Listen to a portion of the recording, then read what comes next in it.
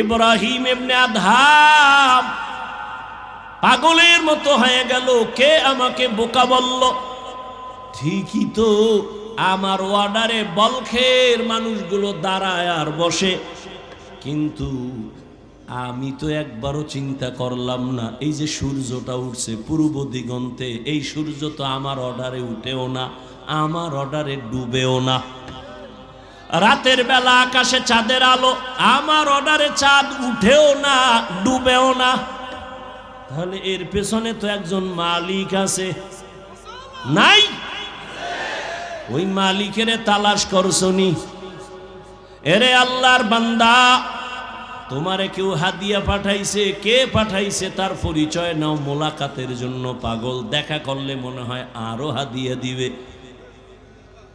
যেই মাওলায় তোমারে আমারে মানুষ বানাইছেন, কুকুর বানান নাই, শুকার বানান নাই, আবার আখিরি নবীর উম্মত বানাইছেন, এত সুন্দর জীবন আমাকে দান করছেন।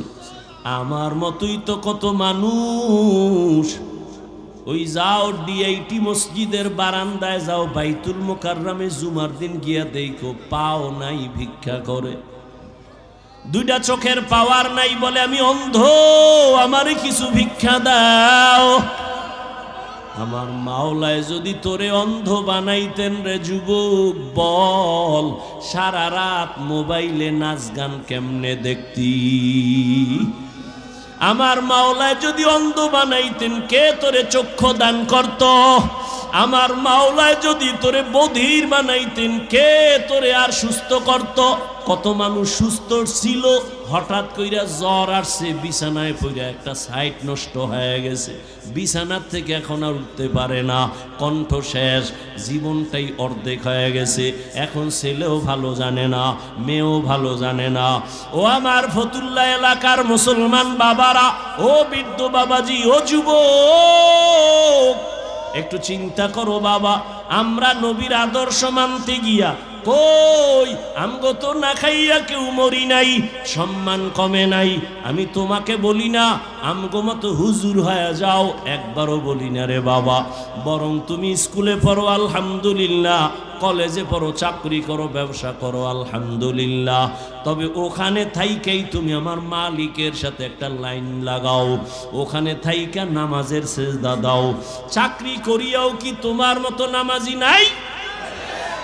ব্যবসা করে নামাজ ছাড়ে না এরকম জেনারেল লাইনের মানুষ কি নাই? তোমার মতো যুবক রাস্তায় গাড়ি চালায়, এক বেলার নামাজও ছাড়ে না, দাড়িও কাটে না। বলো বাবা, তুমি কেন পারো না? তোমার মতো কত যুবক নদীর মধ্যে মাছ ধরে, নামাজ ছাড়ে না, বলো তুমি কেন পারো না? তোমার মতো যুবক স্কুল কলেজে পড়িয়াও নামাজ ছাড়ে না, বলো তুমি কেন পারো না? আসলে কি তোমার কপাল পুড়িয়া গেছে, নাকি কোরআন হাদিস মিথ্যা মনে করেছো? যদি বলো হ্যাঁ, তো একটা ভুল কোরআন থেকে বের করে দাও, আমিও দাড়িটা কেটে ফেলি, নামাজ বন্ধ করে দেই। যদি কোরআনে ভুল হয় সবই ভুল, আল্লাহও ভুল। আর যদি বলো না আল্লাহর কোরআন সত্য, তো আল্লাহ আছেন সত্য, গুনাহ নিয়ে কবরে গেলে আযাব হবে তাও সত্য, নেক আমল নিয়ে যদি যাও জান্নাত পাইবা তাও সত্য। আল্লাহর কোরআন মিথ্যা না সত্য? ওই কোরআনে জান্নাতের বয়ান আসেনি, ওই কোরআনে জাহান্নামের বয়ান আসেনি। কে জান্নাতে যাবে, কে জাহান্নামে যাবে আল্লাহ তাও বলেছেন। মনটাকে শুধু বুঝাইও। হাফিজুর রহমান ভাই তো আমাদেরকে হুজুর হওয়ার জন্য তাকিদ দেয় নাই, হাফিজ ভাই তো কওমি মাদ্রাসায় যাইতে বলে নাই, হাফিজুর রহমান তো তাবলিগ না গেলে জাহান্নামে যাবা বলে নাই। কি বলছে? স্কুলে পড়লেও নামাজ ছাড়া যাবে না। স্কুলে পড়িয়াও তো আমার মতো যুবক নামাজ পড়ে, আমি কেন পারি না? আমার মতো যুবক চাকরি করে, নামাজ পড়ে, আমি কেন পারি না? আমার মতো যুবক ব্যবসা করে, নামাজ পড়ে, আমি কেন পারি না? আমার কপাল বুঝি খারাপ, গুনার কারণে আল্লাহ বুঝি আমার উপরে বেজার হয়ে গেল, এখনো সময় আছে, তওবার দরজায় ফিরে আসো।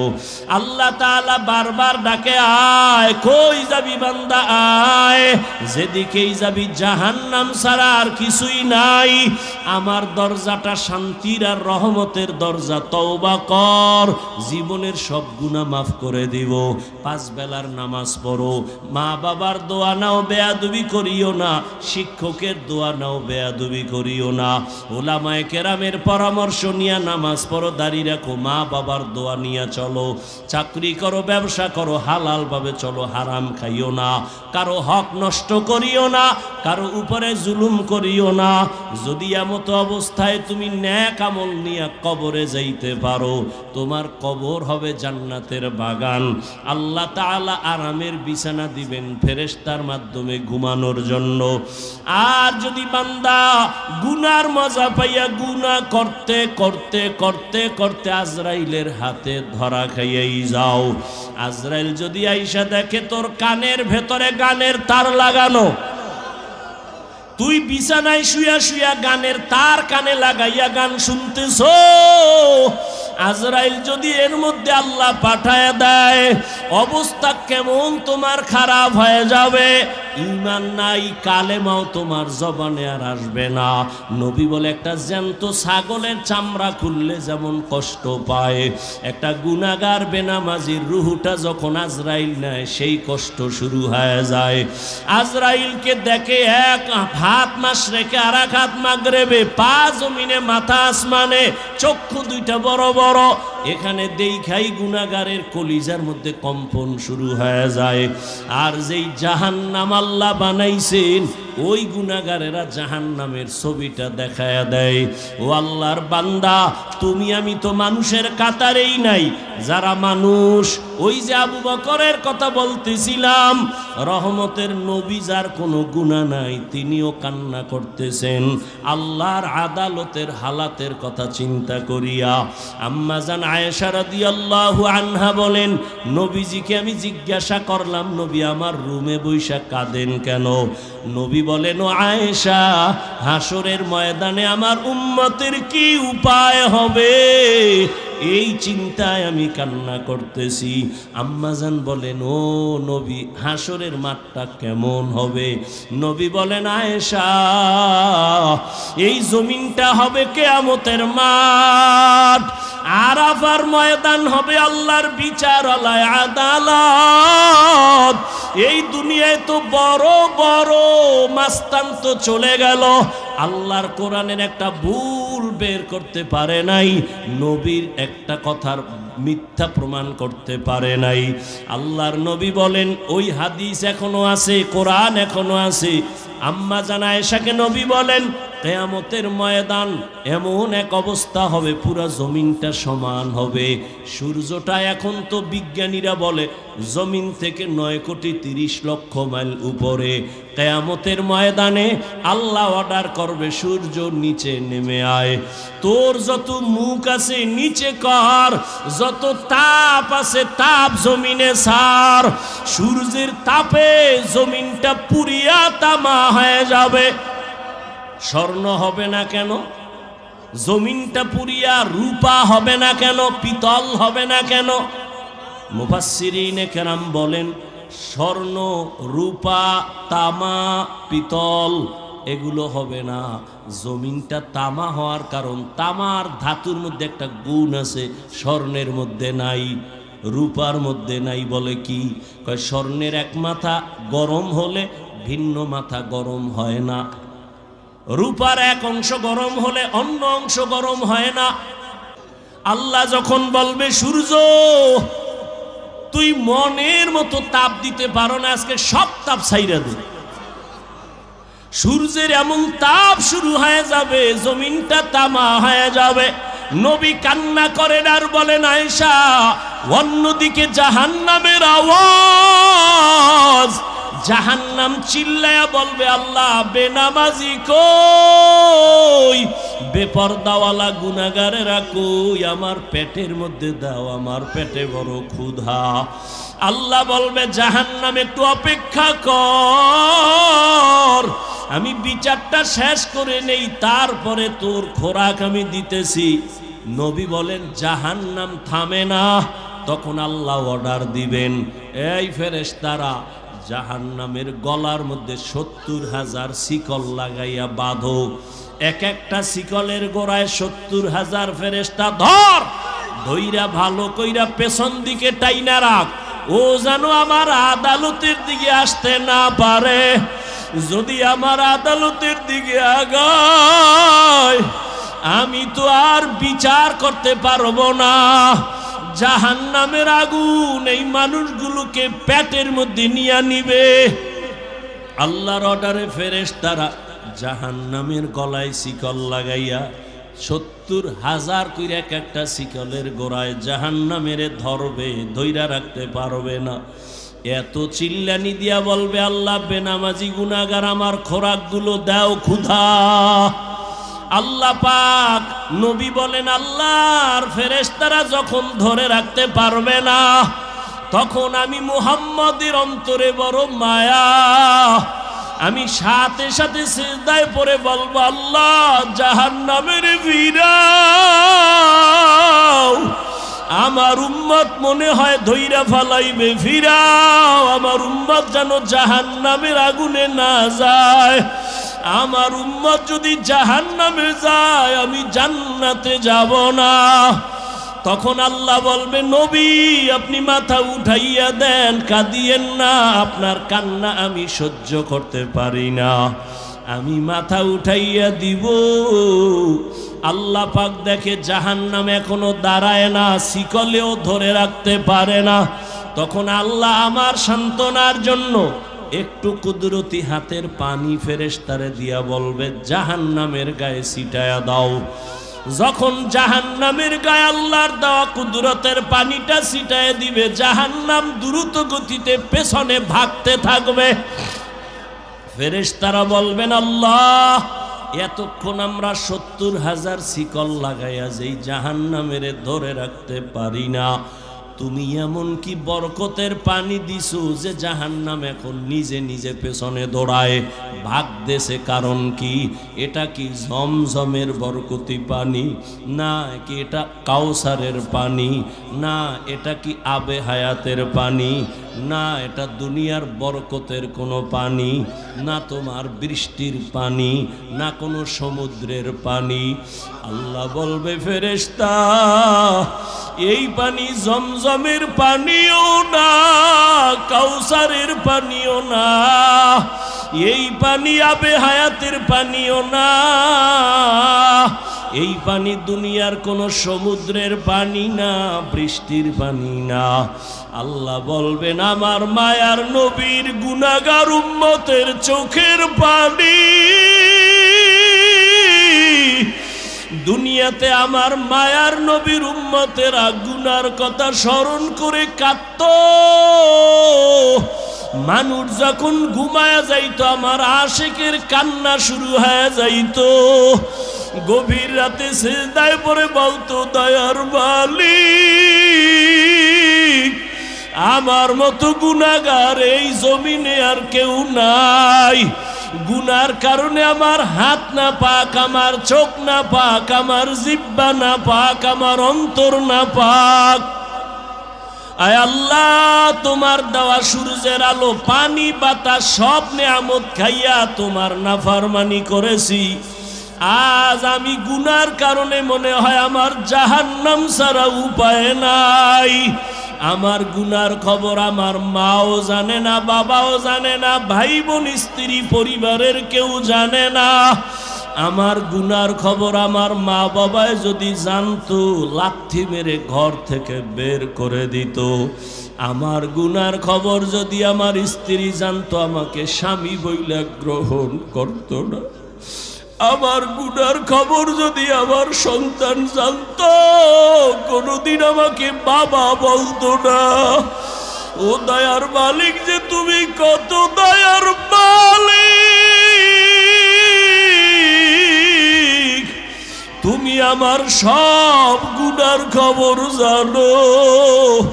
ও আল্লাহ, এ যুবকের আমার মাওলারে ডাক দে, দুই ফোঁটা চোখের পানি ছাড়, আর গুনার কত স্মরণ করে ক্ষমা চাও। আর আল্লাহরে বলো, আমার মাওলা যে কেমন দয়ার মাওলা। ওরে দরওয়াজা জানালা বন্ধ করে মোবাইলে তারা যে গুনাহ করেছ, ওই দরওয়াজা জানালার ভেতরের গুনার খবর মাও জানে না, বাবাও জানে না। ওরে আমার মাওলারে ফাঁকি দিতে পারো নাই রে বাবা। আরে তোমার গুনার খবর যদি মা জানতো, ঘর থেকে বের করে দিত। কিন্তু আমার মাওলা যে কেমন দয়ার মালিক। গুনাহ করছি দেখছি, এরপরও ঘরের থেকে বের করে দেয় নাই, সম্মানের চেয়ার থেকে ফালাইয়া দেয় নাই। ও আল্লাহর বান্দারা, আজকে বাড়ি পাইছো, গাড়ি পাইছো, সন্তান, বিবি, পরিবার, ক্ষমতা সবই পাইলা, কিন্তু আজকে যেইগুলি পাইয়া পাগল, চিন্তা করে দেখছো এগুলি কিছুই তোমার আমার আপন না। ওরে আজরাইল আইসা যখন রূহ দইরা টান মারবে, ওরে তোমার আপন মা বাবা তোমারে ফেলে দিবে, আর ঘরে ঢুকাইবে না। সাদা কাফনের প্যাকেট বানাইয়া কবরের দেশে পাঠাইয়া দিবে। এতদিন যে মা বাবার জন্য এত পাগল হইলাম, কেউ আমার সাথে যাবে না। আমি আস্তে আস্তে দেখি আমার বন্ধু নাই, আমার পাশের লোকগুলো সব আলাদা হয়ে গেল। এক পর্যায়ে আমার সাদা কাপড়ে পেঁচাইয়া আমারে বাঁশ বাগানে নিয়ে রওয়ানা। ওই কবরে অন্ধকার ঘর, বাতি নাই, কোনো সাথী নাই। ওই কবরে পাড়াইয়া পাড়াইয়া মাটি দিয়া সবাই চলে গেল, আমি এখন একা। আমার ডানে মাটি, বামে মাটি, সামনে পেছনে, উপরে নিচে মাটি। কই আমার বাড়ি, কই আমার গাড়ি, কই আমার সন্তান, কই আমার মা বাবা, কই আমার ক্ষমতার চেয়ার, কই আমার সম্মান। এখন এই অন্ধকার কবরে দুইজন ফেরেশতা চলে আসবে প্রশ্ন করার জন্য।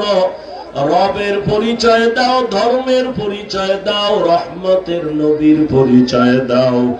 আমি যদি মাওলারে না চিনিয়া কবরের বিছানায় যাই, ওরে গুনাহগার বেনামাজি তখন বলবে হা হা লা আদরি, হা হা লা আদরি, হা হা লা আদরি।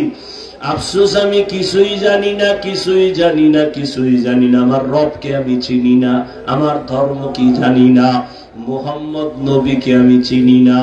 নবী বলেন সাথে সাথে আমার মাওলা রাগান্বিত কুদরতি আওয়াজ দিবেন। আল্লাহ বলবেন ফেরেশতা, এর সাথে আর ভালো ব্যবহার করার কোনো সুযোগ নাই। এই বান্দারে আমি দুনিয়াতে কত আদর করছি, আমি আল্লাহ কত নিয়ামত খাওয়াইলাম। আমার দেওয়া জমিনের ফসল খাইলো, গাছের ফল খাইলো, নদীর মাছ খাইলো, একবারও শুকর আদায় করে নাই, বরং আমার নাফরমানি করেছে। আলেম ওলামারা বুঝাইলো, বুঝে নাই, বিরোধিতা করেছে। এখন আর সুযোগ দেওয়া হবে না, এর জাহান্নামের শিকল লাগাও, কবরের ভেতরে জাহান্নামের বিছানা দাও। আল্লাহ রাগান্বিত হয়ে বলবে নাফরমানের ধর, কবরের ভেতরে জাহান্নামের আগুন লাগায় দাও।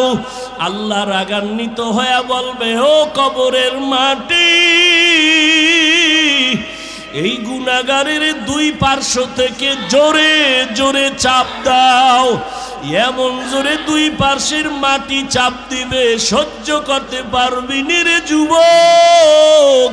একটা মশার কামড় সইতে পারো না, বেতের বাড়ি সইতে পারো না, সূর্যের গরম সহ্য করতে পারো না। গুনাহ নিয়ে কবরে গেলে কেমনে মাটির চাপ সহ্য করবা? ওরে আল্লাহরে এখনো বন্ধু বানাও। আল্লাহর খাঁটি ওলি আল্লাহ যারা, উলামায়ে কেরামদের বন্ধু বানাও।